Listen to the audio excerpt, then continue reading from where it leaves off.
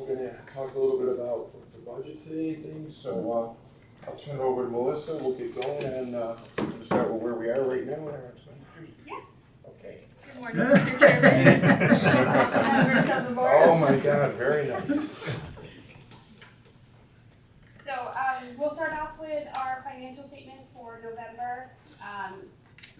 Preemptively, not many things have changed, so I'm gonna kind of go through that a little faster so we have a little more time to spend with the budget. So after 8 months ending November 30th, the authority is reporting into consolidated operating income just over $3 million. This does exclude capital contributions and non-operating expenses. Operating revenues, again, are staying consistent at this point in the year. They are 6.6% over budget, 9.5% over prior year, and 17% over fiscal year 24. The variance in regular line revenue continues to be consistent, and we are staying around 5% over the ridership is about 5% over prior year. Special line revenue continues to have a favorable performance, which is dictated by contract rate increases, both scheduled and unanticipated. And advertising and other revenues continue to be in line with budget and in line with prior year. Any questions there? You said it was 6.6% over budget? Oh, 6.3. 6.3. Yep.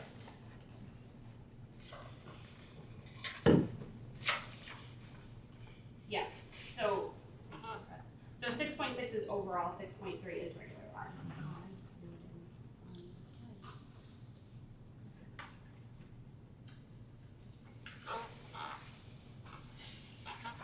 As of November 30th, operating expenses total just around $62 million, representing $5.9 million increase compared to prior year. Current year expenses are performing $5.8 million under the budget expectations. Personnel expenses total $43 million and are performing $5.5 million under budget expectations and $2.4 million over prior year. All these categories are consistent with prior months, with the main variance being that the budget consists of all positions being fully staffed for the entirety of the year. I anticipated this type of variance.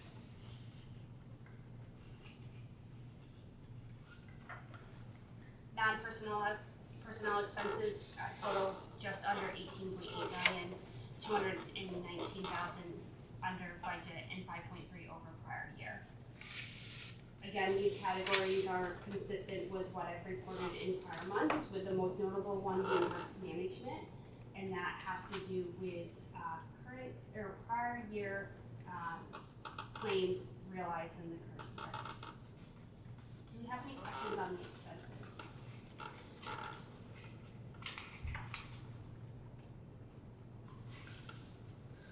So overall, personnel expenses are 11.4% under budget, 5.0% over prior year. Non-personnel expenses are 1.2 under budget and 23% over prior year. That large percentage is driven by risk management line. Overall, expenses are performing 8.5% under budget, 10.5% over prior year, and 19% over fiscal year 24.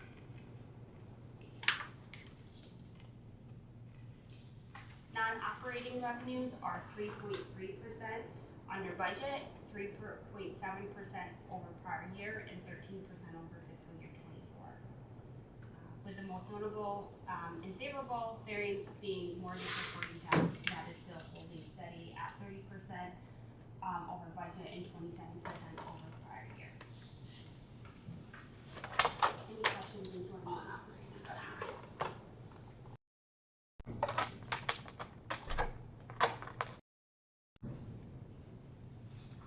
Mortgage recording tax receipts total just under $715,000. And sometimes I move folks based on the interest rates, and with the discussion of the rolling rate, you see winter months, we see that the receipts generally dip too. People don't really want to move in the winter. So those are 30% over budget, 27% over prior year, and 33% over fiscal year '24. Still moving in the right direction.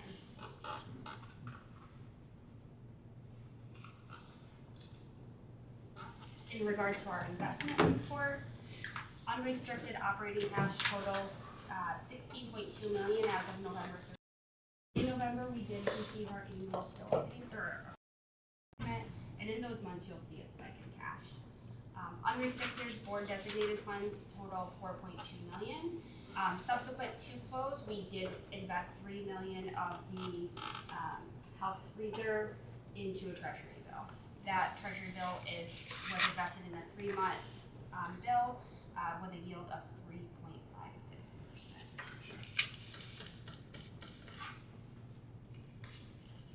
In regards to our treasury bills as of November, this is excluding what I just said was invested. November 30th, we have 15.1 million in operating funds invested and 14.7 in board designated funds. And now all of those yields are under 4%. Any questions? Yeah. $26,003 million. Nope. Nothing else.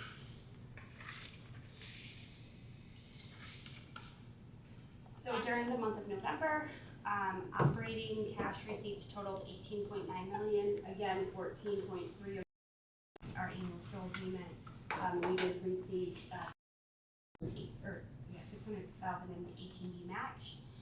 Cash utilization for daily operations was 6.8 million, and we did invest additional 5 million in operating funds because of that STOA payment that we received. Any questions in regards to the financial statements and supplemental reports? If there's no questions, then we'll Okay. do the motion. No other questions, and I have a motion to move it to the full committee. Julius, second, Eileen, discussion? All in favor? Okay. Moving on now to the home operating budget. And I spent the day Friday out here with Chris Wilson team going over this budget in detail. As we look at this, as we know we have our fund balance, as we just discussed. But the other thing we're going to show a deficit in this budget, okay, of about 11 million. Okay? But there could be things that could be done here to mitigate that. But also, when you're dealing with your funders, you want to show the most realistic reality as possible, okay, as you're advocating not only for this authority, but for NIPTA across the state. So it's really important. So I just wanted to throw that. We'll get deeper into it.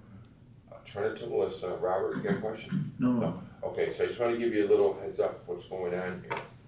But we want to see the most realistic, and we want to make sure the people that are supporting us understand that too. Melissa. So I'm going to have Tara and Derek come up and they're going to present the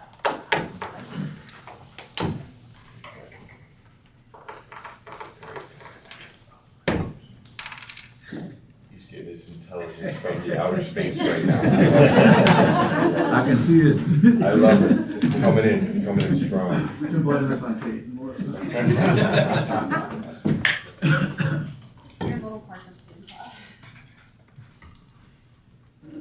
Good morning, Chairman, members of the board.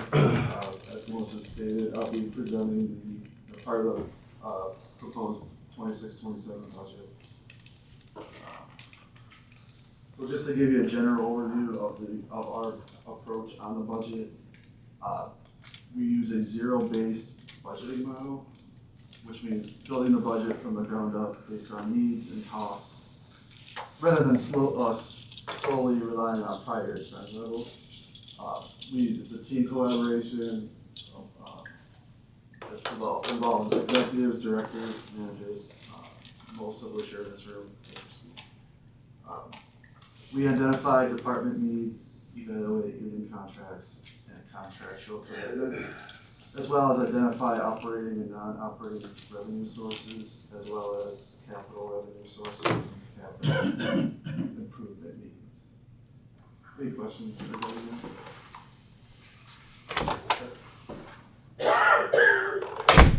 So as we build the budget, we anticipated some challenges such as rising operating costs, workforce shortages, unpredictable operating assistances, as well as unpredictable mortgage recording tax revenue. However, there is optimism for the future, such as continued ridership growth in operating revenue, increases to service, and hiring and retaining staff. So what does this mean for Central? So in summary, Central is managing a complex financial environment shaped by rising operating costs, workforce shortages, unpredictable increases for operating assistant and mortgage recording tax revenue. These challenges require careful planning, thoughtful prioritization, and a commitment to using resources and funds strategically. Despite these constraints, Central is actively reshaping its system in positive and forward-looking ways, such as network designs in Syracuse and Oswego are creating a more efficient and understandable networks that we will make better use of. Each operator's hours while improving connectivity for rides, increased frequency and addition of on-demand service in Syracuse area are all being done with the anticipation of increased ridership and operating revenues. Hiring and retaining staff remains a constant priority for Central. Got a question. Sure. The retaining staff, that means comparing what you're doing compared to other entities? And Retaining staff, right? Generally our largest subset of turnover is with our drivers.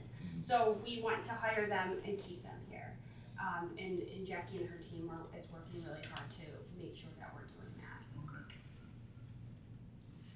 Any other questions?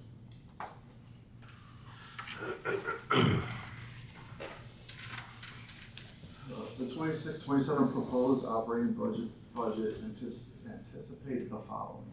Revenues are budgeted to total $93.4 million, representing a 6% increase from the 25-26 adopted budget and a 2% decrease compared to projected year-end results.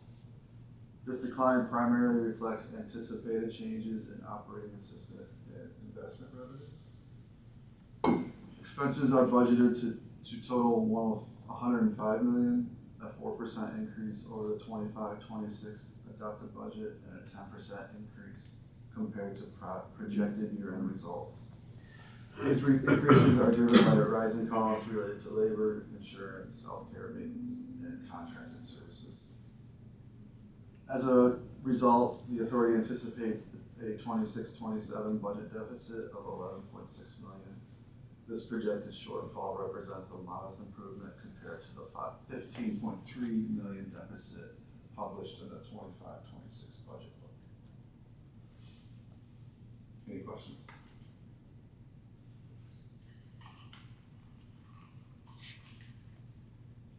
Operating revenues are budgeted at $15.9 million, representing a 10% increase over the 25-26 adopted budget and a 5% increase compared to projected year-end projections. Regular line revenue are budgeted at $4.8 million, a $232,000 or 5% increase over projected year-end projections. This increase reflects anticipated ridership growth across all counties, supported by planned service increases in Onondaga County and revenue generated by the New York State Fair. Special line revenues are budgeted at $8.8 million, representing a $606,000 or 7% increase over projected year-end projections. The increase is driven by higher contract revenues, evolving service requirements through community partnerships, and shuttle service revenue associated with New York State Fair. And advertising and other revenues are budgeted at 2.3 million,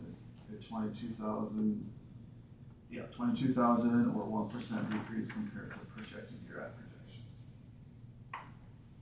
Any questions?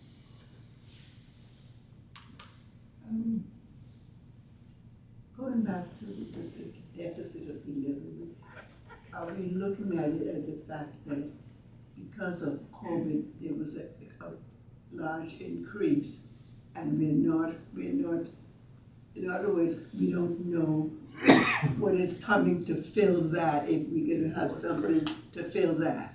That is correct. So during COVID, we did get those emergency relief funds through the federal government. That really made a toll through the last 4 years.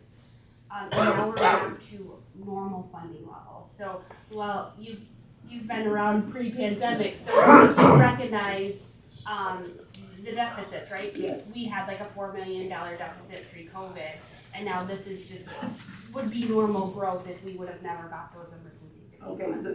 so that's what I want to, to be revealed so people can understand Yes, what we are talking about when we talk Good point. about the 11 million. yes. Yeah. Okay. To continue on revenue, so the budget reflects increases in transit advertising agreements, projected lease revenues, and higher parking lot revenues. They are partially offset by the closure of Route 81 parking lots. Non-operating revenues are budgeted at 77.4 million and 2.7 million, or 3% decrease compared to projected year-end projections. Non-operating revenue consists of the following: operating assistance is budgeted at 68 million, or 1.1 million, or 2% decrease from year-end projections. Federal assistance is budgeted at 7 million, reflecting a return to more traditional funding levels.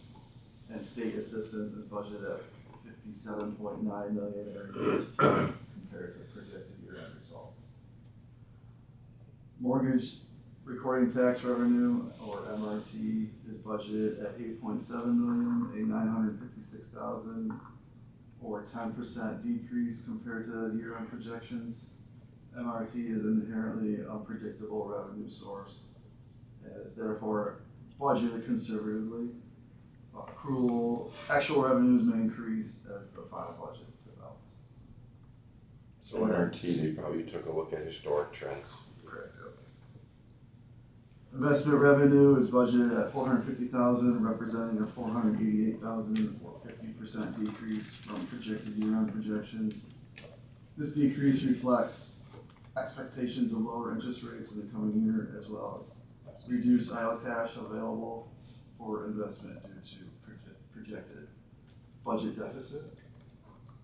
Just to piggyback off that, I recently had to reinvest a T-bill a couple days ago, and it was at 2.52%, and I had to catch a meeting, and so I finalized the reinvestment a couple hours later, and that rate had changed to 2.47.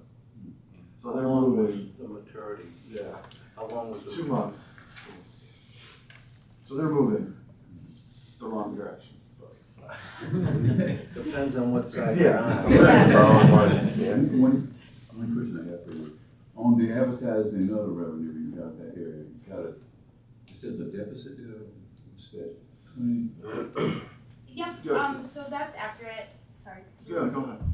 So in the comparison to budget, we had budgeted a, potential opportunity for a lease to go into our RTC building that hasn't come to fruition. So that's where you're gonna see that negative 21 million.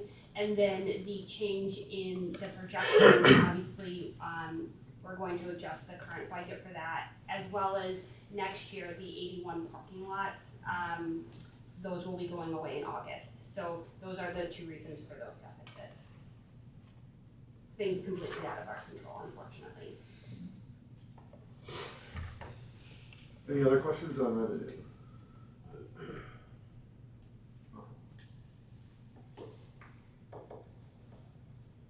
So we'll get expense good. So total expenses are budgeted at 105 million, representing a 4% increase over the 25-26 adopted budget, and a 10% increase compared to over year-end projections. Personnel expenses are budgeted at $74.7 million, an $8.4 million or 8% increase over year-end projections. All personnel categories are budgeted assuming full staffing levels for the entire year. Salaries and wages total $45.5 million, reflecting a $5.2 million or 13% increase over year-end projections. And remember that, folks, full staffing levels, and we know what the reality is of that, okay, but that's good budgeting. The budget assumes expenses associated with staffing levels across all departments, union contract wage increases, the RPM program, annual cost of living adjustments, also known as COLA, and all 79 currently vacant positions budgeted as filled. Other employee benefits are budgeted at $4.7 million, an increase of $465,000 or 11% over year-end projections. This reflects full staffing levels. Healthcare expenses are budgeted at $16.3 million, representing a $2.3 million or 16% increase over year-end projections. The budget reflects, again, full staffing regarding healthcare benefits as well. Workers' compensation is budgeted at $3.7 million, an increase of $348,000 or 10% over year-end projections, again, assuming full staffing. Pension benefits are budgeted at $4.5 million, representing a $92,000 or 2% increase over projected year-end results. The budget considers all 5 retirement plans and incorporates actual guidance to ensure adequate funding aligned with market performance. Any questions with the personnel expenses?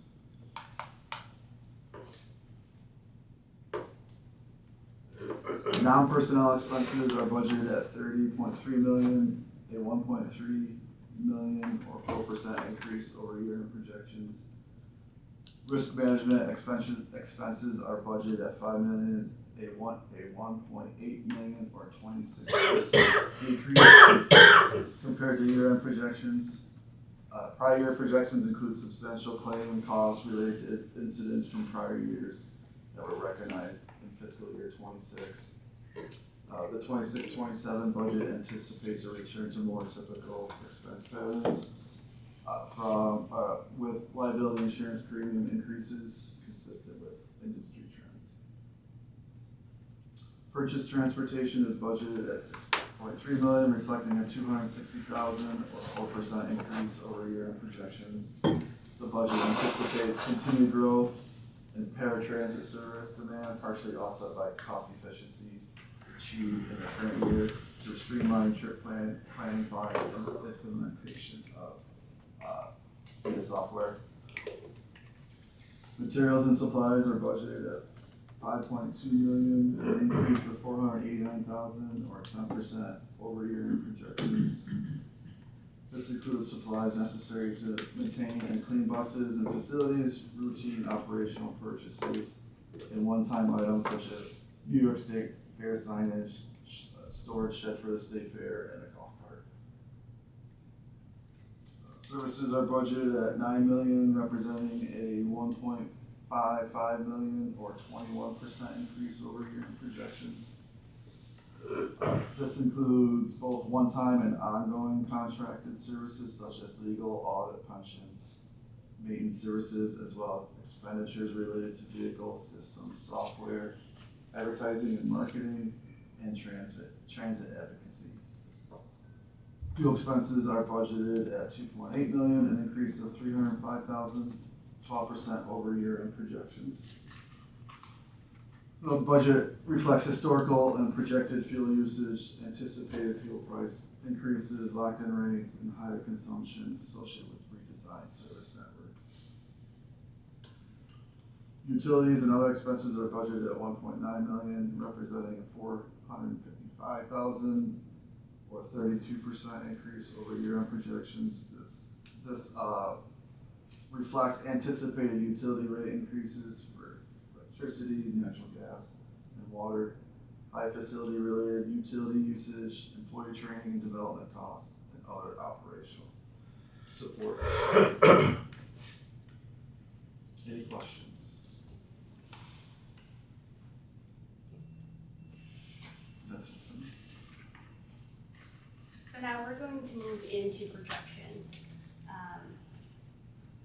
For the next, we have this current year of 11.6 in the next 3 years. So the multi-year budget projections indicate anticipated operating deficits over the next several years.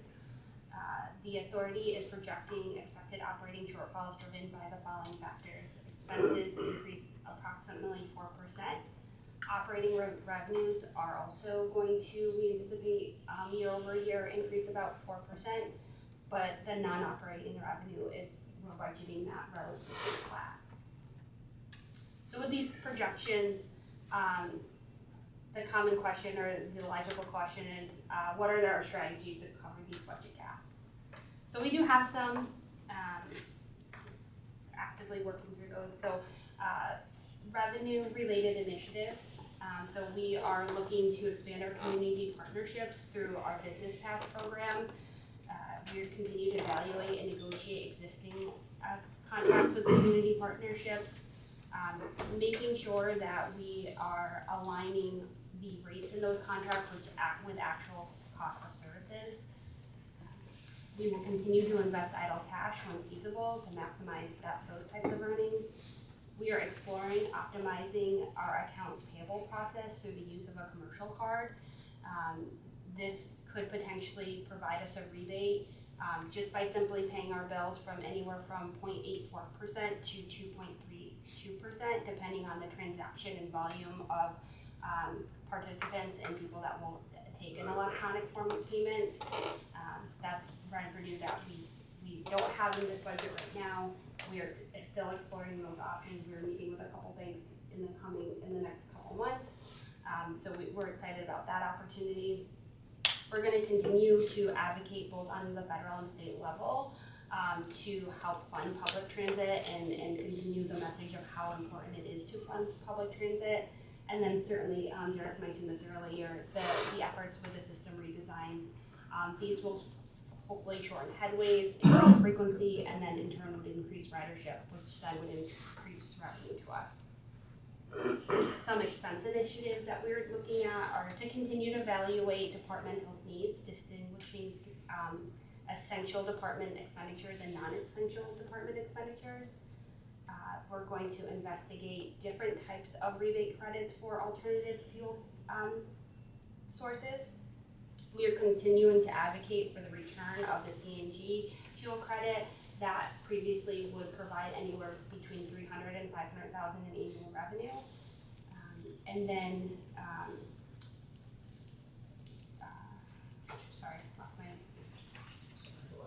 thank you. Remain diligent in securing, locking in favorable fuel rates to mitigate volatility, advocating for changing the under the HUD requirement for transit employees, which will help with our retention and recruitment efforts. Any questions in regards to our efforts? Yes. Just something to consider. Oswego County is piloting infotainment in our buses to sell digital advertisements that we can change right from. So that may be an avenue to explore. We're using capital federal funding to support the purchase through ATC 100%. But just, I don't know if you guys have explored digital advertisements, but it's. So we are, those are conversations we're having, and we're potentially going to pilot that in our BRT system. That's exciting. We have a demo. We have a demo actually being installed. Correct. I believe it's next week it's getting installed, but it should be in the buses here soon. We're at least one bus. Yeah, That's fantastic. and we've already, Steve and his team have met with Lamar to talk about how to sell that space. What is the target market? So we are looking at it. Lamar, we love working with them too. Yeah, Nicole's awesome. Yeah.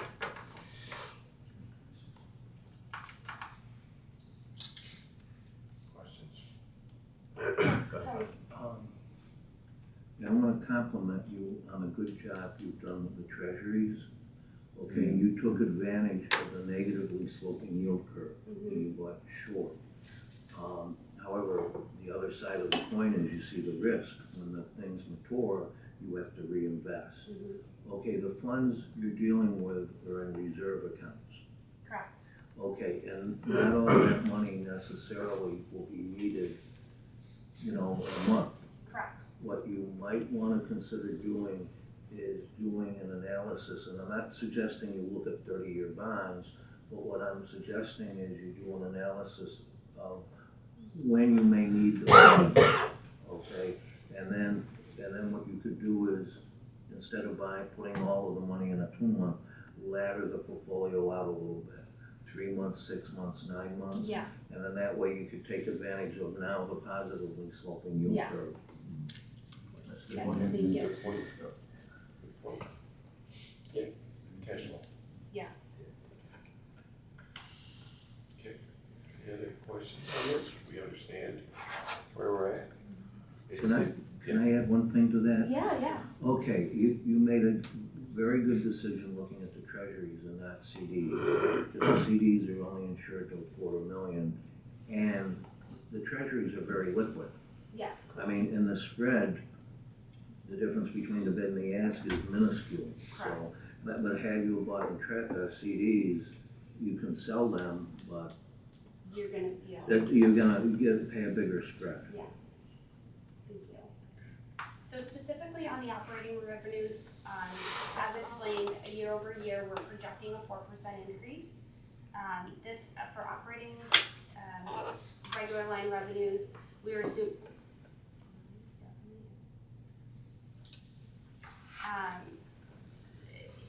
regular line revenues are assuming a 2.2% increase, and that's a normal trend of increase of ridership over the next couple of years.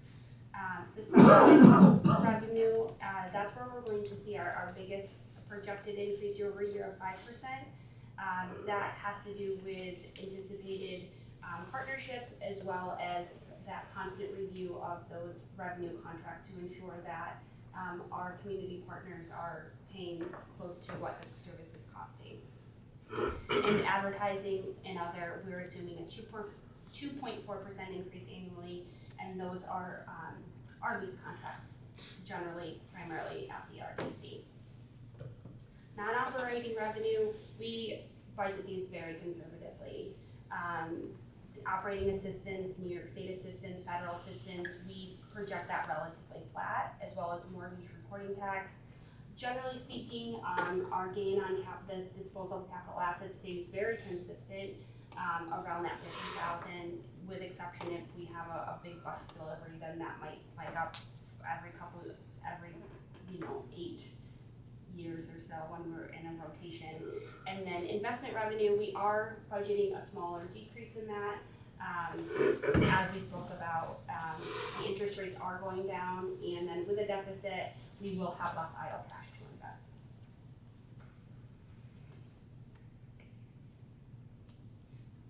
So this is a better look, Luella, what you were asking about, of our operating assistance. So the first portion of that is the federal assistance. Historically, pre-COVID, our operating assistance from the federal side is going to be preventative maintenance. So those are funds to use, we were able to use capital that we were able to convert into operating dollars to keep our assets in the state of good repair. And then Oneida operating assistance, 5311 operating assistance, those are for our rural counties, and that is passed through by New York State. And then TANF funds. That's where we total that $7 million in federal assistance. State assistance, we are keeping our STOA flat. That is generally the expectation from the governor is, budget flat, and we're hopeful. Chris is very much advocating for the 15% and with NIFTA support of 15% increase. We could really use it, but we're gonna anticipate getting nothing. The Hold on, state, one question. Chris, on that NIFTA support, are the upstate properties together on it? Yes, we are together on it. I will share, you're looking at the 11 million deficit, certainly, When I say upstate, I mean. Albany, Rochester, Buffalo, yes. So we're all consistent, we are seeing a large deficit consistently across the properties, where maybe pre-pandemic, we were the ones who usually looking at a $2.5–3 million deficit, where they were adding service with the revenue increase, we were just maintaining our system. But we are consistent across the board. The deficit itself is higher than the 15% ask, but we also have to be realistic in the current environment with the administration on the federal side and how it's impacting the states, that we can't go in and try to ask for a 27% still increase and realistically receive that. So we're trying to be reasonable. We've had conversations with our legislators and they get it, they understand it. We also know there's hurdles in the next year with a new election, upcoming elections, not only on the governor's side, but so there's a lot of factors that they're all in support of it, they understand it, but you know, it's gonna be a work in progress over the next 3 months. Are you guys receiving STOA in quarterly payments and then one large mid-quarter payment after the fourth quarter? No, we're a little different than, like, Emily Road. So we're Still trying to grasp how the payments work. So we are our STOA amount is legislated, so we know exactly the dollar amount we're going to get, where in your instance, it is, what I believe what Ross was explaining to us at, NIPTA this year is, the smaller rural counties, you guys, they have a budget, and then there's been some surplus, so at the end, that last quarter, they give out whatever the surplus is by county. We just know exactly what we're going to get, so it's 4 payments. 4 payments. Yeah. Okay, so that helps with the budgeting for Yeah. at least. And And I know from the state side conversations that we've talked about, that they are trying to improve their formula calculation to make sure you get 4 consistent payments instead of 3 and then a large payment. Yeah, and that's hard for budgeting. Yeah, there. so So they're trying to improve that, and it is an initiative on the state side that they mentioned to us. Yeah, that's very helpful. Legislate to increase, that has relatively been flat, with exception of the addition of Portland County. And then we do get a small subsidy from Oswego County of $15,000. So that's what's making up our operating assistance. We no longer have any COVID relief funds. Talking about local, I'm curious, are we eligible to get mortgage tax from Micron? We will, I believe we will, even though they gave them the large tax break, I do not believe they have the opportunity for the law that was passed in 2017, the IDAs cannot exempt the transportation portion of the MRT tax. So rummaging through what we've seen published online right now, nothing is identified specifically the MRT and the transportation. It's a lot more school district tax and things, but from what we understand in the law and where it is right now, we should still receive the MRT portion of that. But we're still keeping an eye on it and making sure that we're not losing out on that. So operating expenses overall, we're assuming a 4% increase. Each category has a slight different increase. Salaries and wages are 3% year over year. Same with other employee benefits. Healthcare is assuming a 6% increase year over year. Workers' comp is assuming a 5% increase year over year. Pension, consistent with wages, is a 3% year over year. Risk management, based on industry standards, and what we've seen is a 10% increase year over year. Purchase transportation, that continues to, our call bus service and demand continues to rise, so that is at a 5% year over year. Materials and supplies is a 4% increase year over year. Services as well is a 4%. Fuel, we are anticipating a 5% increase year over year, as well as utilities, and other operating expenses is assumed at 2% year over year, keeping to that average of 4% year over year. Any questions in regards to any of the expenses?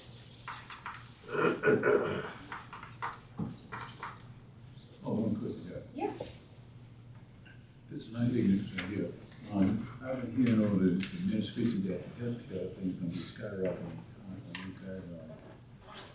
that make sense? What I'm saying? Yeah, we are seeing, so Jackie brought forth last meeting the increase to the Excelis plan, which is our Utica plan, where we saw a 17% increase to the premiums there. In our larger plan here in Syracuse, Oswego and Auburn, we didn't see a large increase. I think it was 2% we had. So we are seeing the increases for sure that are happening. The Excellus plan got hit a lot harder than our UMR plan, but we're monitoring it to see. We actually offered a secondary plan in Utica that they never had to help curb some of that cost increase that the employees would have seen. But yes, it's definitely hitting not only us, but also the premiums that we're paying. Any other questions? No, you're good, you're good. Any other questions from Melissa? Or her team? I don't know if I need two different motions, one for the. Yeah. Do group them together? Operating and We have capital. a separate. Do we group capital and operating together? They gotta be separate. Oh, why don't you do them separately? Okay, so I have a motion on the operating budget. Okay, Heather, second, Robert. Any discussion? All in favor? Aye. And now we're gonna go into the capital budget. Yep, and I'm gonna turn over to. Good morning. Good morning. Good morning, everybody. Merry Christmas. Merry Christmas to you. Let's chat real quick, thank you, about the capital budget. So this is the budget for 26-27, and there are 36 projects within this budget that are going to total just over $17.2 million in capital improvements. All of the projects are going to be funded with a mixture of federal, state, and local monies. And of this schedule of spending, I wanted to highlight a few that are within the categories here. So we have facility upgrades that we're including, and you've heard a lot about the CNG facility rehabilitation, and that is scheduled for completion as part of this budget. We also have some trench drain improvements that are going to happen, and NFPA compliance items are going to happen. And NFPA is the National Fire Protection Association. We have some updates we have to do to remain in code. There are a number of door replacements that we're going to do as well in the facility upgrade line. Another one in here is the land acquisition line under the Oneida capital improvements. And that land acquisition is for the construction building that's going to happen for the consolidation. In equipment and system upgrades, we're going to have lifts in there, bus equipment, there are fare boxes and a vault in there for Cortland. And there's also some new LED traffic lights that we're going to do at the Syracuse Hub as well within that project line. There are a number of vehicles in here, 11 paratransit, there's a plow truck, and various service and support vehicles in our Cortland and Utica locations. And I also want to highlight some transit enhancement projects. We have the BRT or bus rapid transit development, and also the installation of some real-time solar displays as well. So these projects, like I said, they're scheduled to be completed in the fiscal year. Any questions? Will you guys ever consider solar shelters for your bus shelters, So right now, the plan is yes for BRT. just for BRT? Right now is the first wave is BRT. We are gonna do some solar signage throughout the network in conjunction with BRT and the system redesign. And it's but just lighting, just the lighting, right? It'll include lighting and real time. So we're gonna power the real time signs in the shelters with solar as well. It's more than just BRT, it's about 50 shelters across the network. Oh, it is. We are transitioning to the shelter. And then we'll get more into the BRT shelters as well. Great. So,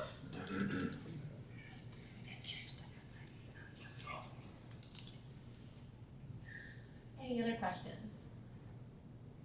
All right, let's go ahead and talk about some unfunded projects that we also have included. So there are 13 of them, and they are valued at $3.5 million.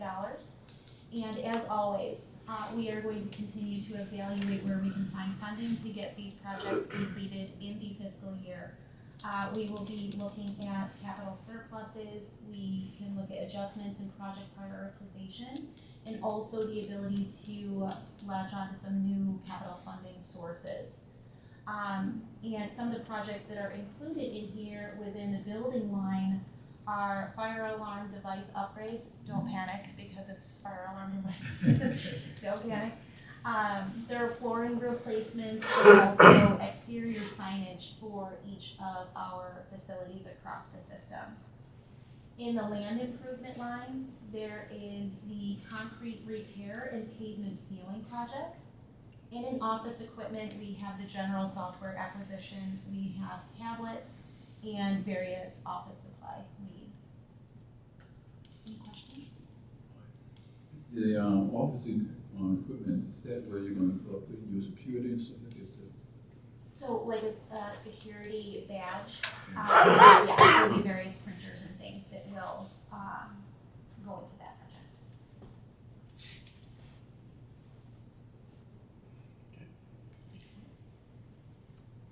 And then lastly, this is our capital improvement funding plan. And this identifies which fiscal year that funding is going to be available to move forward with. But I want you to think of this as a year in arrears. Projects that are going to be completed happen the following fiscal year. So the funding that we're going to put in place in 26-27 fund the projects that fall into 27-28. And the funding that you see here, we are assuming that our federal and state levels remain consistent with the history at which we have received funding. So being that we have a volatile thing, we do anticipate them, but there is some wiggle room we need to adjust. So this is our best assumption.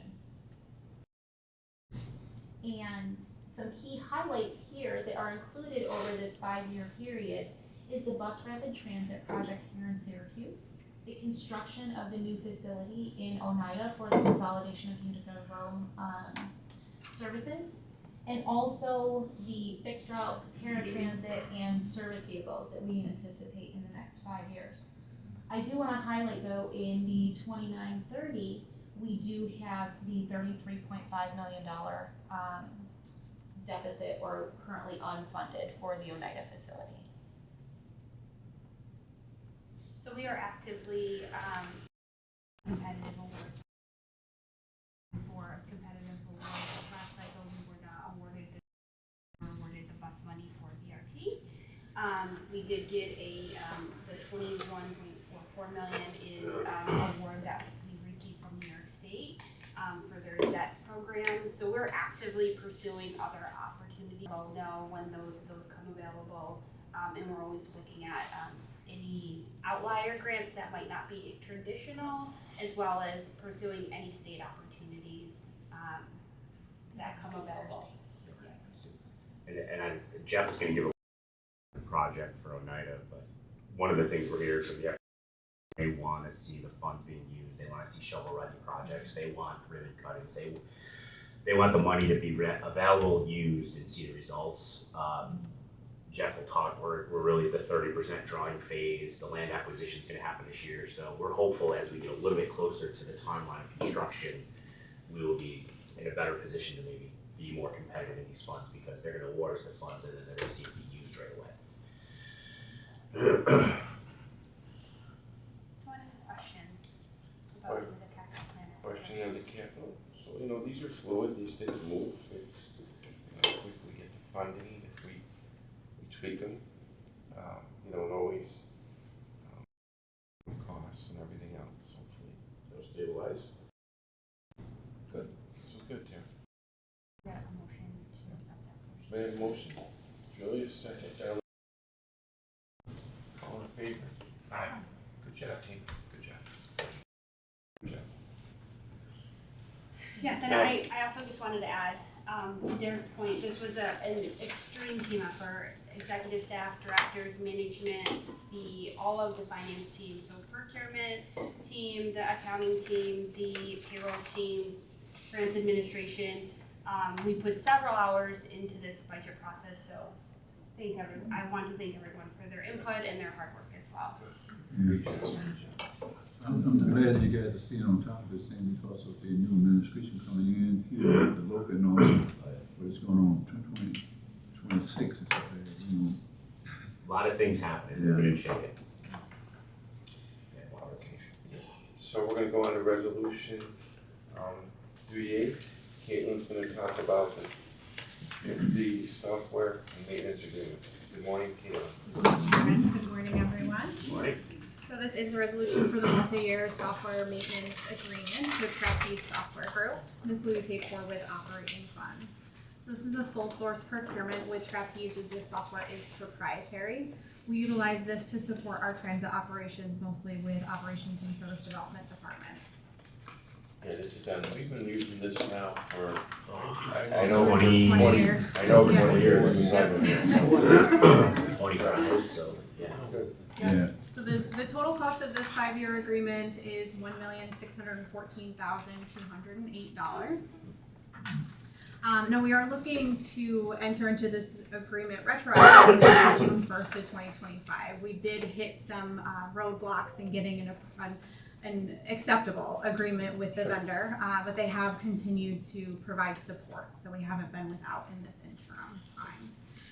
So I'm looking for a retroactive award to Trapeze for a 5-year term. Okay, so the recommendation would be for a little bit over 1.6 million from June 1st, 25 to May 31st, 2030. Yes. Do I have a motion? Robert, any questions for Caitlin? Second? Oh, second, I'm sorry, second. Second, Darlene. Any question, any discussion or questions? Okay, this is what we do. Yeah, so all in favor, aye. Thank you.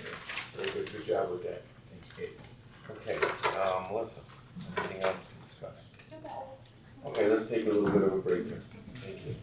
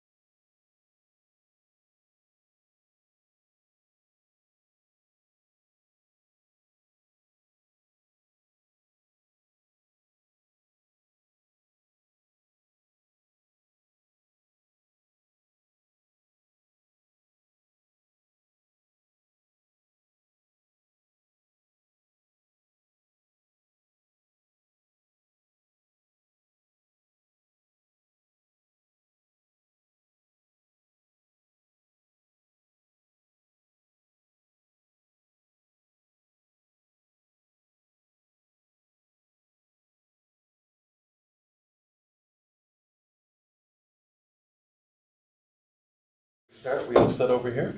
Okay. Okay, so we're gonna start, with the Pledge of Allegiance, we're gonna have Santa Claus, Saint Nick.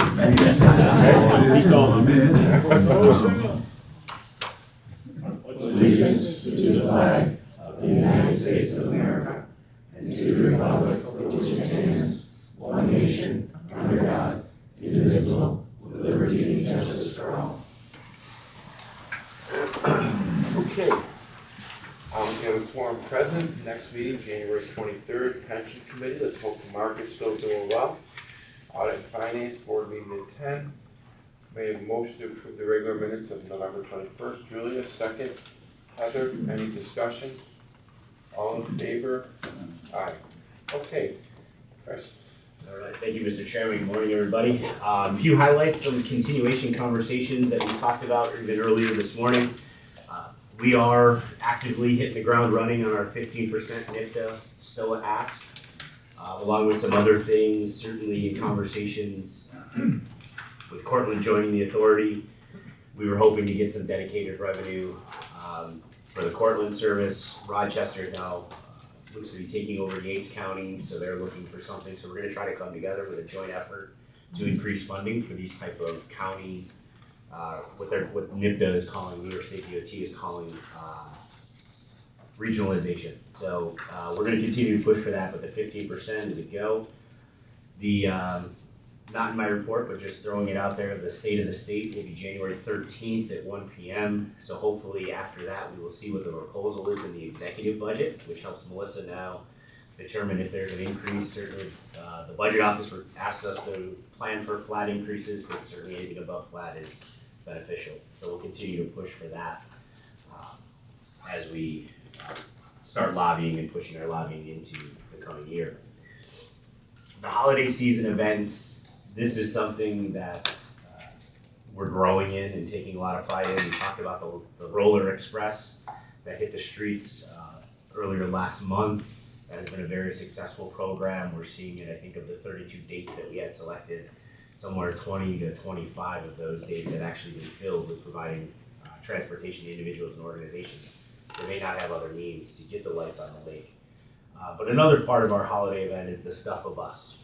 So last year, we partnered with Cicero Fire Department, the Walmart in Cicero, to collect toys for the Christmas Bureau Distribution Day, which was yesterday here at the On Center. We collected 743 toys last year. This year, with our new partnership with the YMCA on the Roller Express, we've expanded to a secondary bus that was out at Fayetteville Town Center with the YMCA. We collected 1,441 toys. So we came very, very close to doubling the number last year, which is a huge success. The Salvation Army is certainly appreciative of our efforts to do this in conjunction with the YMCA.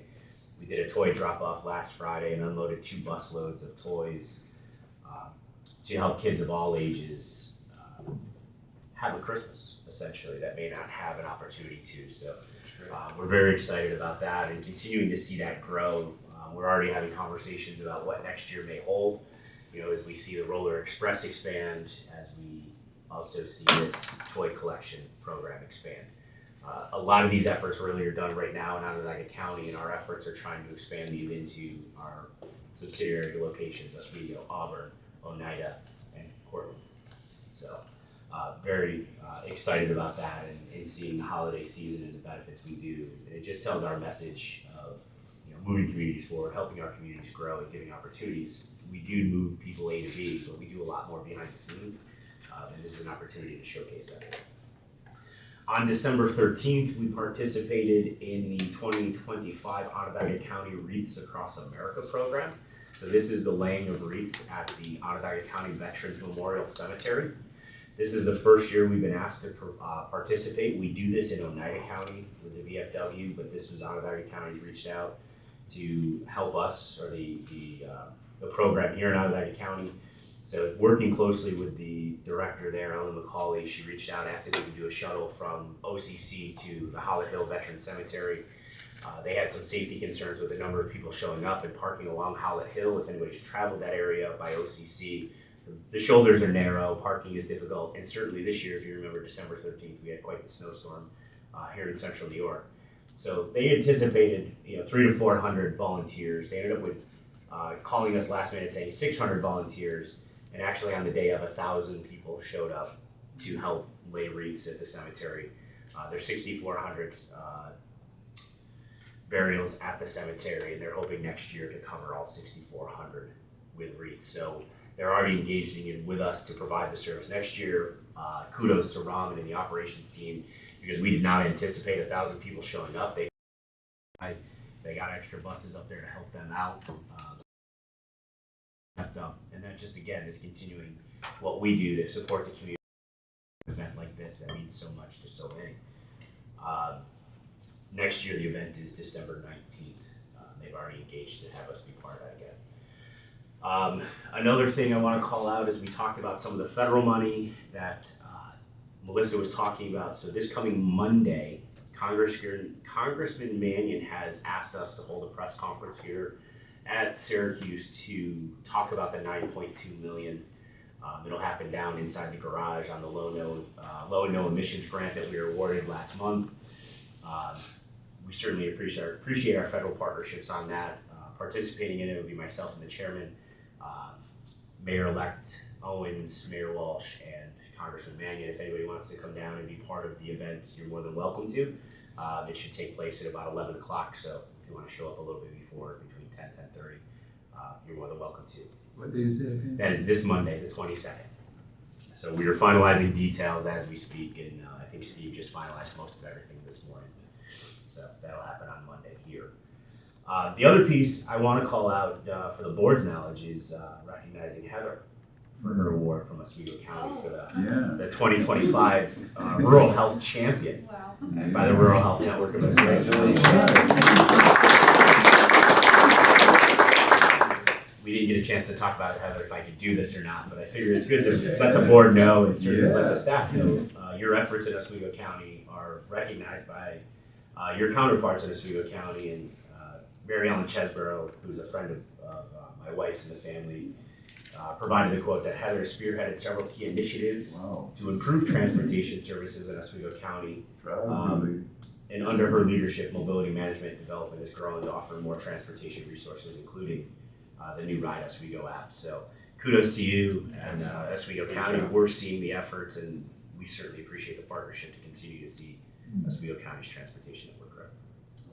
I appreciate you guys as well.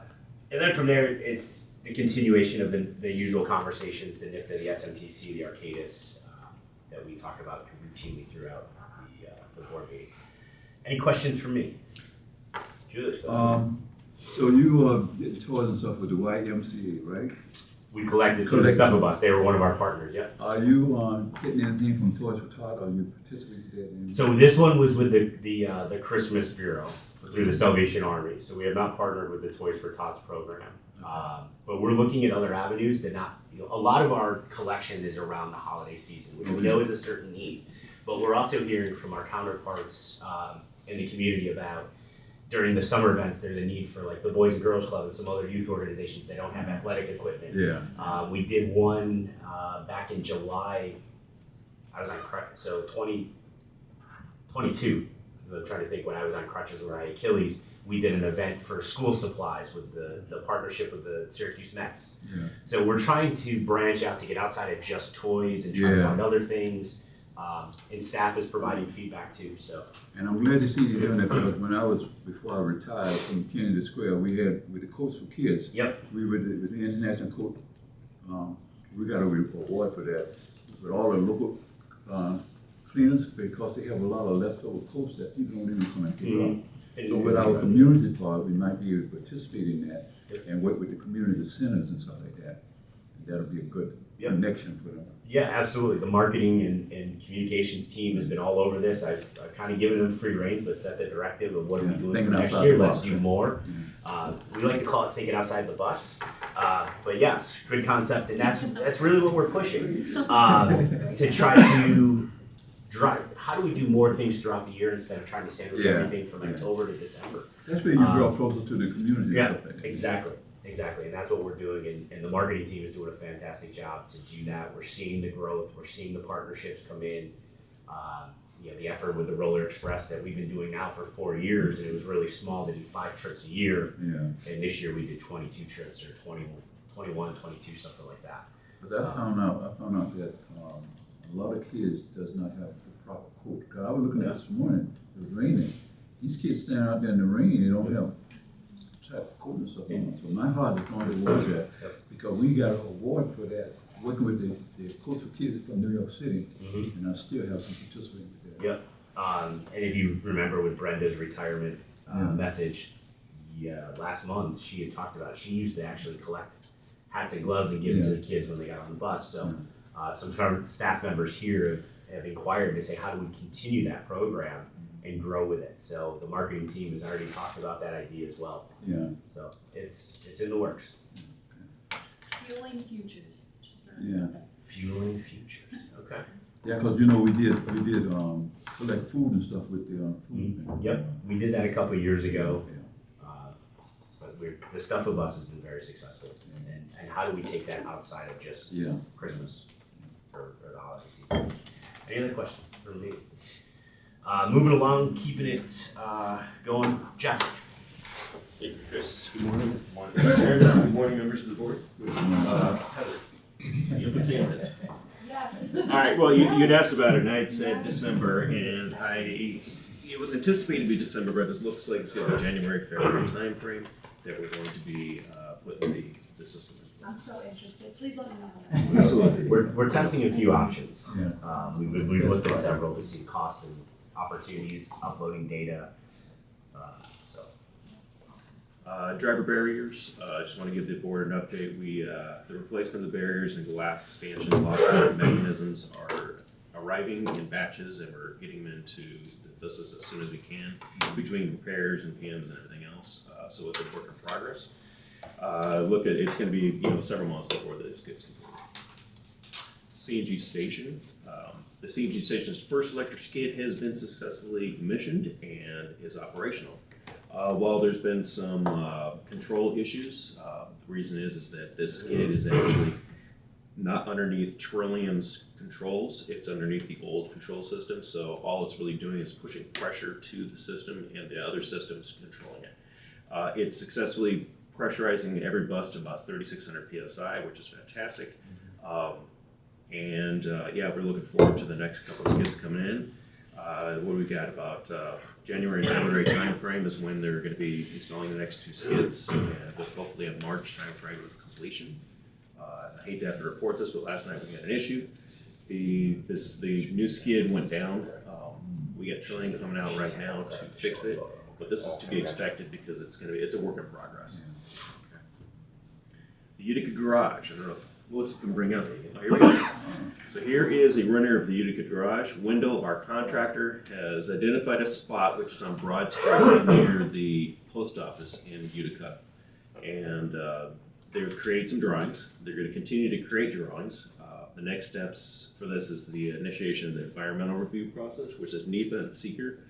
For the board, it's a National Environmental Policy Act, and SEEKR is State Environmental Quality Review Act. So these are going to be ready to go to the feds to get approved, and then once it's all approved, we'll be able to move forward with more plans and everything else. And once again, folks, I've been advocating probably for this for over 20 years. We're tired of taking a boat to the bus. Right? This is not in a flood zone. Very disruptive, and we leased, for everybody's knowledge, we leased the facility. Really, it was $1 a year for a lot of years, and now recently it might be $18,000. So, it's a county-owned property, and it's good maybe for yachts. True. I just want to give kudos to David and to EJ. Just doing a great job maintaining this and making this look great. There was one thing that did come up. The FTA requires us to protect our assets, building and property, and all of the buses. So there will be a fencing and gate around this. I don't know if we can. It's not on these drawings yet, but that is something we're working on. It'll probably be something similar to what we have here. Correct. So we'll bring you more information as it comes along. As you can see here, you got a lot of bus storage, maintenance bays. It's going to be 2 stories, you saw in the picture. with lots of office space, conference room, large conference room, that second floor. Your department in charge of the rerouting of the buses or anything? No. No, that's it. No, that's Steve's department. Okay. We fix them, Yeah. get them on the road, fuel them up. Any other questions? Yeah, it is. It is very nice building. Thanks, Jeff. Thanks. Robin, hold on, Bruce, because you got a motion, so I'm just won't get you guys. Morning, everyone. Just real quick, Fox 8, I just want to start by introducing a new member to the IT team. He's been here, I say new, but he's been here going on, what, Matt? 2 months. 2 months now. He joined our desktop support team in IT, so welcome Matt. Our latest phishing simulation results that ended in October are in, and we still have a lot of room for improvement. While 116 emails were sent and 30 were correctly reported, we had 8 instances of employees engaging with malicious links or attachments. In response, we mandated immediate remedial training for those individuals to close their security gaps. We're constantly working to instill a culture where every employee acts as a human firewall. We know this training works. Just recently, a real-world phishing email, which cleared our email security system, was stopped by none only than Christoph, our CEO there. I don't know if you're responsible for Remedial training. Yeah. He recognized the threat and reported it, preventing likely a breach of his credentials. The hackers attempted this by sending an attachment that had an embedded malicious QR code. Everyone's familiar with QR codes, right? You use your camera, scan, and it attaches someplace. So good on Chris for remaining vigilant. Our security technology is excellent, but it's not perfect. Continuous training ensures that when technology fails, our people don't. And my last point, I was debating whether to report 100% on Windows 11 upgrade. We got 1 or 2 systems remaining, so essentially we're done with the Windows 11 upgrade. So I'm happy about that.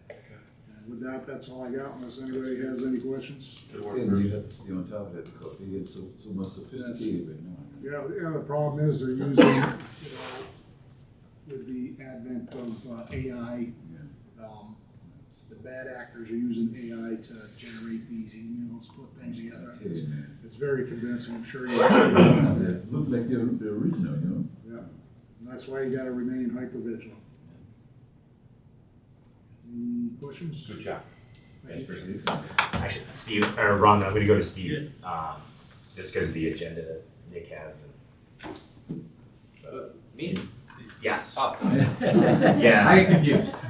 Good morning, everybody. He wrote the agenda out, you're before Robin, so. Okay. She So, told us. I'm gonna start right now with just a brief, as I usually do, ridership report. November of this year compared to November of last year was relatively flat. It's actually down 4%, but when you consider there was an extra weekday last year that we didn't have this year with the calendar fell, it was flat. Nothing remarkable to really report. Oswego County was up 5%, and Rome was up 10%. The other properties were down a little bit because of the days of the week. But relatively speaking, there's just nothing really to report. I've told you, like I said last month, we're starting to plateau a little bit from a system-wide on ridership. Early returns in December look a little better, so I'm kind of hopeful maybe some ridership increases will continue, but that's where we are. In your packet, you were sent the full equity analysis of our Better Buses Oswego project. This is the system redesign for Oswego and Fulton. We held public hearings.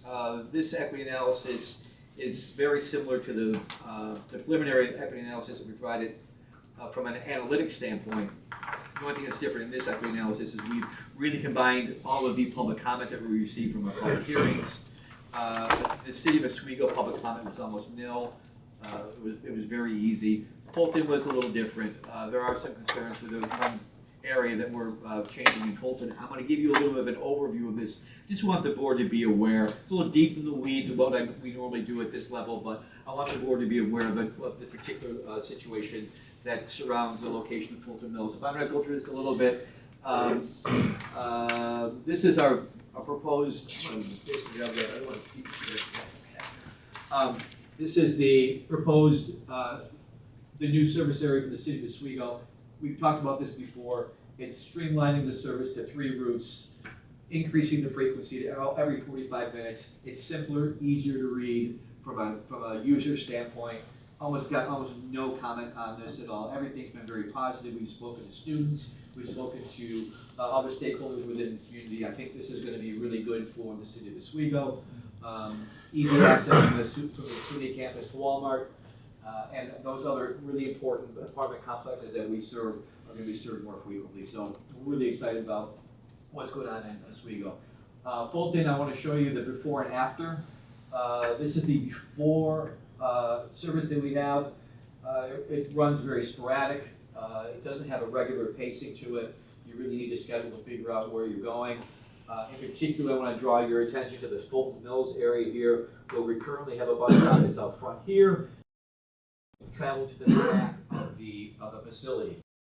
We're having some issues with the residents here who are not thrilled that our proposed routing is eliminating our going in the back of the building. The reason really is based on driver feedback. They are really concerned about congestion back there, and I'll show you some photographs of what we're talking about.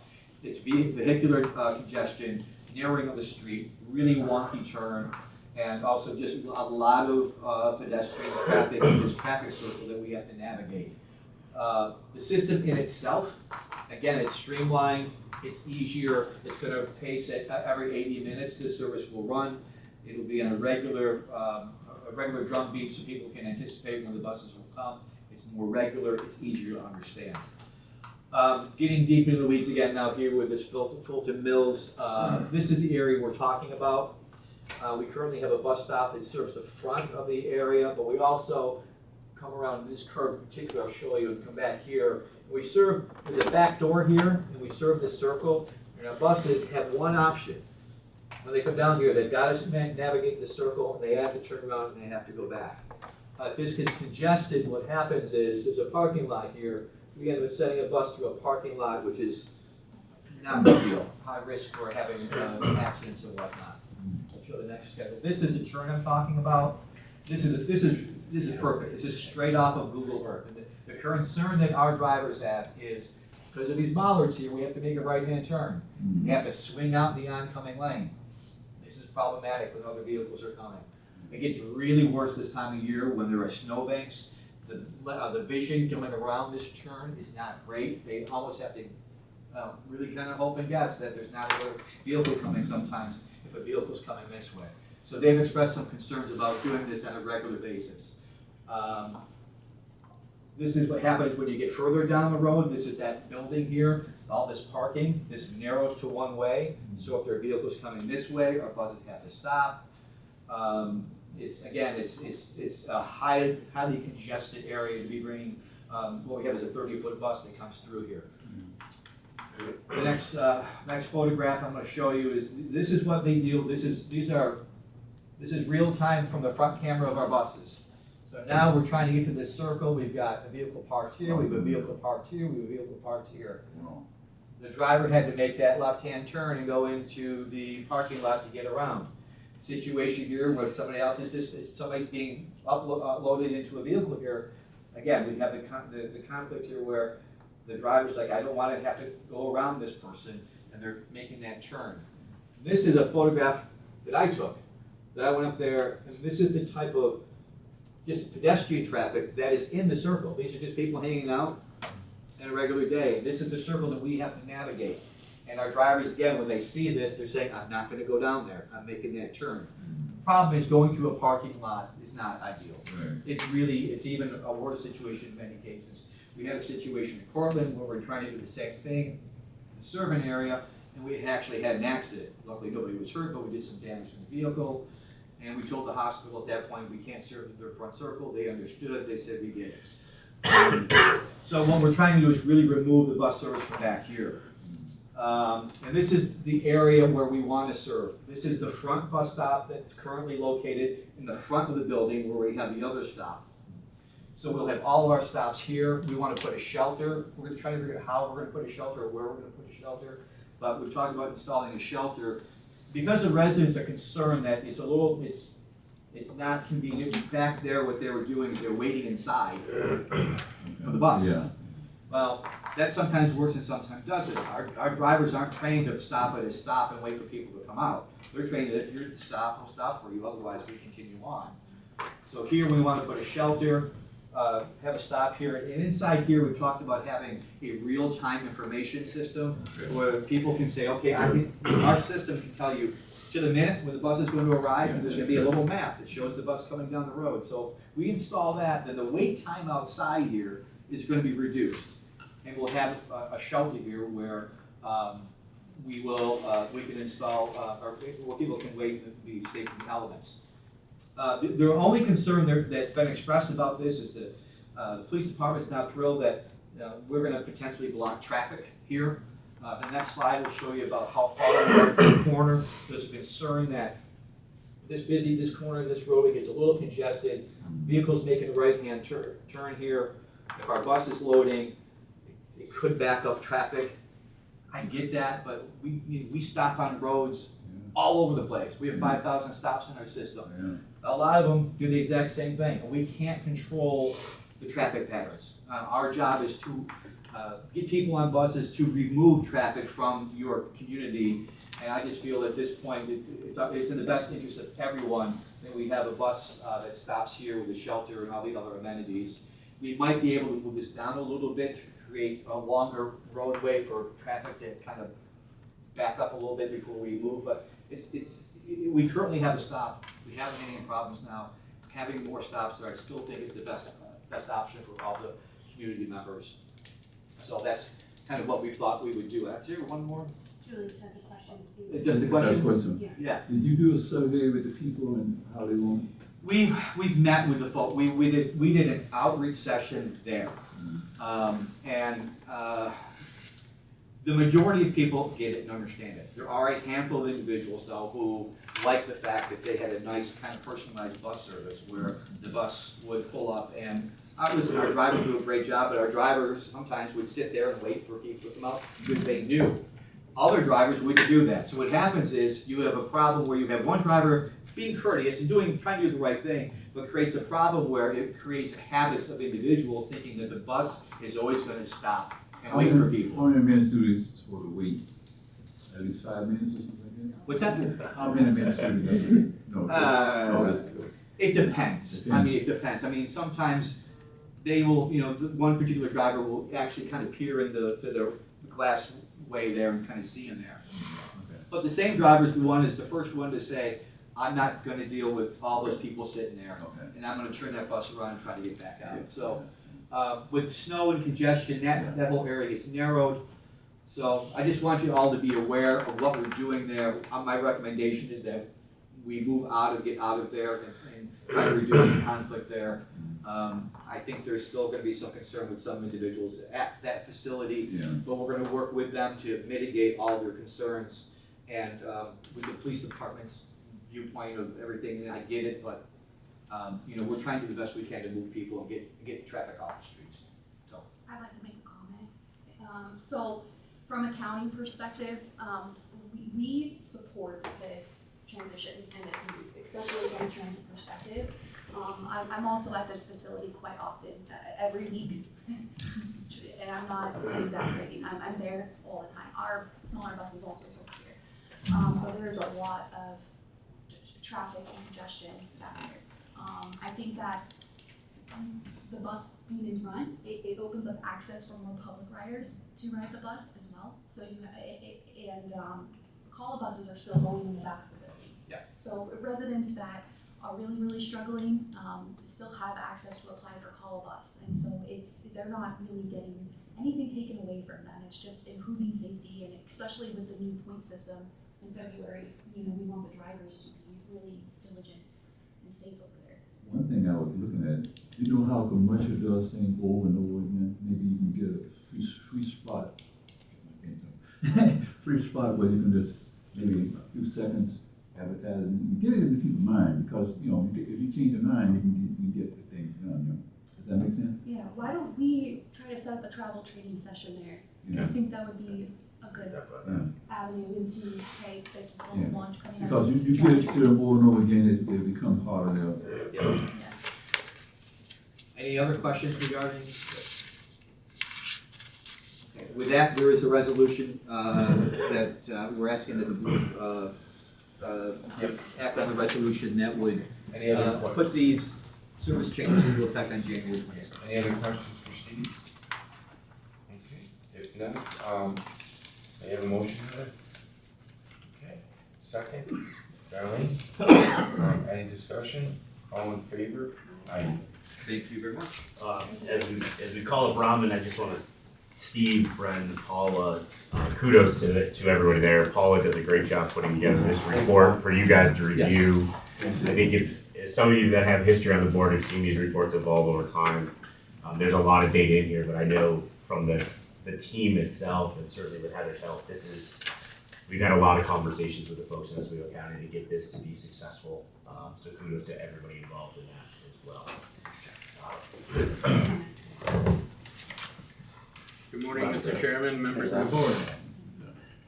On an annual basis, the FTA requires operators of public transportation systems to submit a Public Transportation Agency Safety Plan, which we call PTASP for short. This is a copy of it right here. We have also sent out the updated 2025 version in digital form to all the board members as part of the board packet. The PTASP includes the authority's safety management policy, risk management, annual safety performance targets, safety assurance measures, and safety promotion initiatives. This is a living document. It's continuously updated alongside any applicable changes to policies, procedures, training, inventory. There's a lot that goes into this.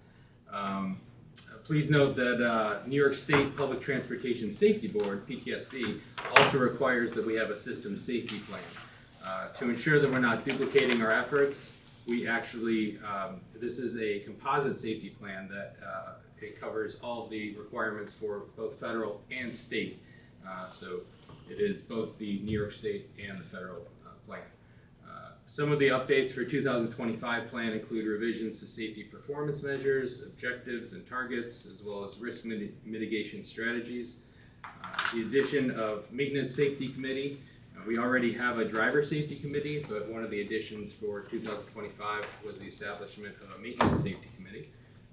A new safety management system, which the board approved a couple of years ago, which was put into effect. It's a risk management system. We rolled that out back in November successfully to all of our properties, along with several other minor administrative updates, title changes, position changes, that kind of thing.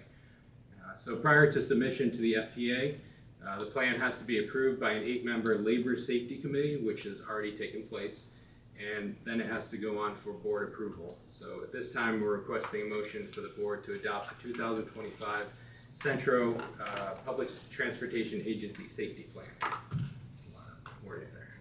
Any other questions? May I have a motion? Julia, second. Heather, any discussion? All in favor? Aye.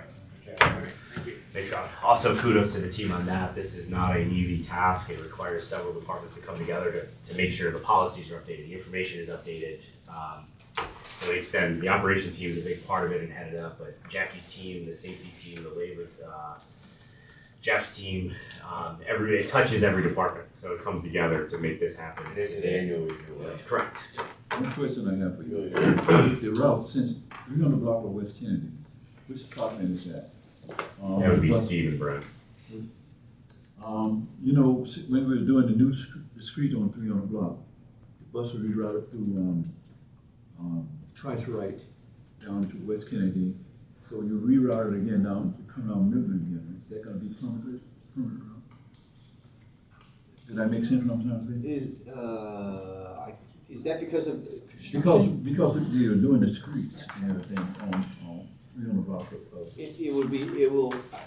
So you, right now, you. By detour, then it'll go back out detour when the project's completed, yeah. People ask me that question, so I want to. Okay,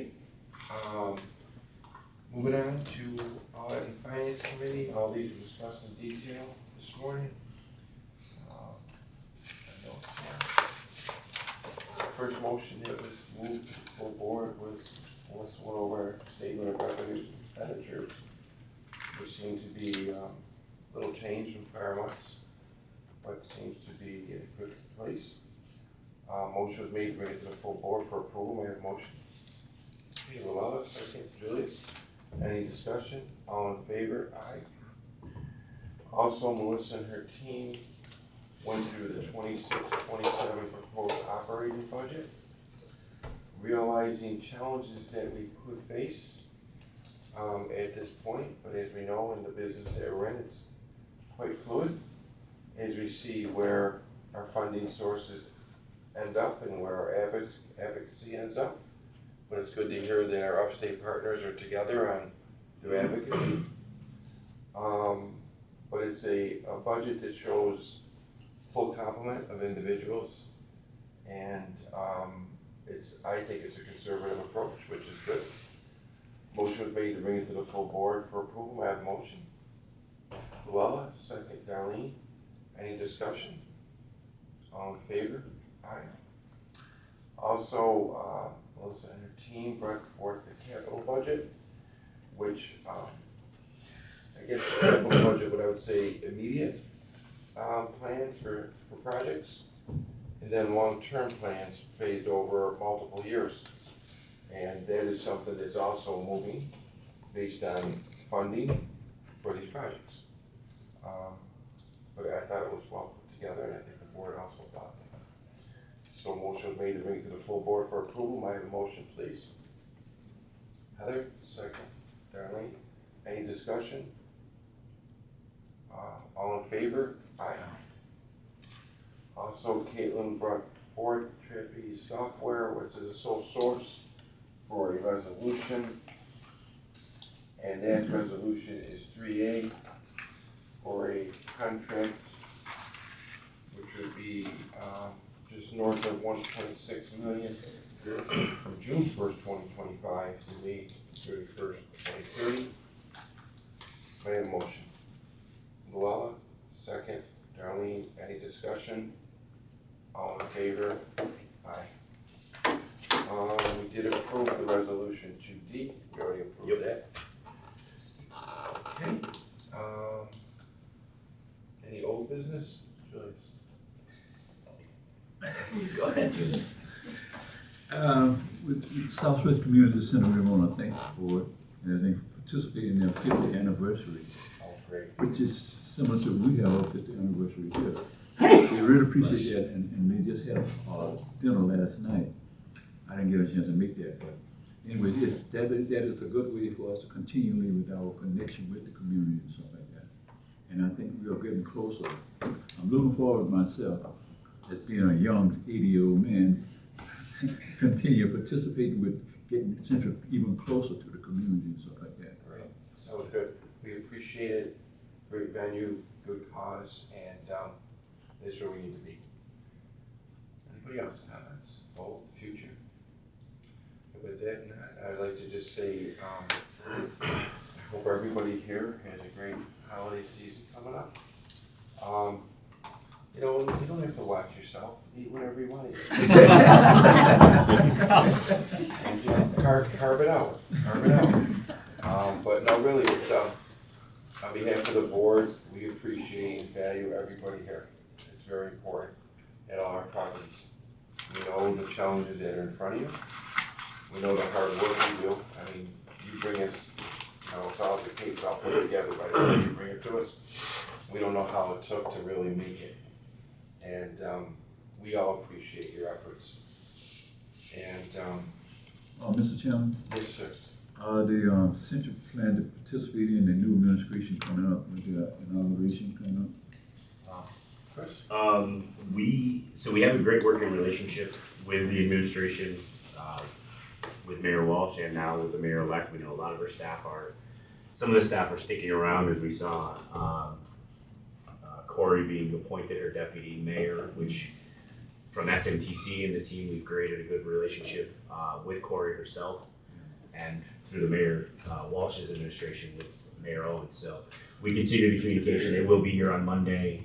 That was something we felt was very important given the topic. So we continue to work with them. We're working right now to actually schedule a meeting after the first of the year, touching base on BRT, but we should see a good seamless transition between the two administrations. So, one comment from the real Saint Nick. Enjoy your friends and family. Let work go those days that you're at the table. Let it go. It'll always be there, trust me. And enjoy. And God bless everybody. And at this point, we won't be coming out for any other business. We're gonna go into just go ahead. I just want to let, for the board and certainly everybody else, the holiday party is taking place downstairs. It'll start at 11 o'clock, so the timing is about perfect. For the board members, please stop down, have a bite to eat with staff before you head out. But enjoy, and certainly the staff enjoy the party. So we're gonna have an motion for a short executive session to obtain advice of counsel. Robert, second. Darlene, any discussion? All in favor? Aye. We're adjourned. Well, not adjourned, sorry. Thanks, everybody. We'll see you downstairs in the field. Yeah, I started crying. I just mentioned it.